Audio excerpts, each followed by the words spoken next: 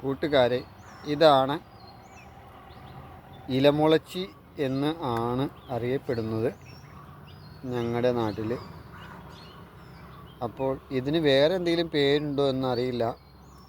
ഇത് സാധാരണ ആയുർവേദ ഗ്രന്ഥങ്ങളിൽ മൂലക്കുരുവിനെ അരച്ച് പുരട്ടാവുന്ന ഒരു ഔഷധ ചെടിയാണിത്.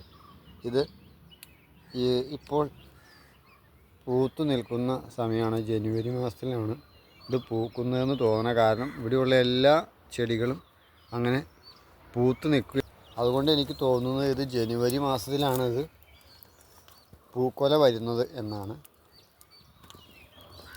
ഇത് വളരെ കൗതുകകരമായ ഒരു കാര്യമാണ്. ഞെക്കി കഴിയുമ്പോൾ അതിനകത്തുള്ള ഇതിൻ്റെ ഓരോ പൂവിനകത്തും എയറുണ്ട്. അപ്പോൾ നമ്മൾ ഞെക്കാൻ നേരത്ത് പൊട്ടും. നല്ല ഭംഗിയാണ് ആ ശബ്ദം കേൾക്കാൻ.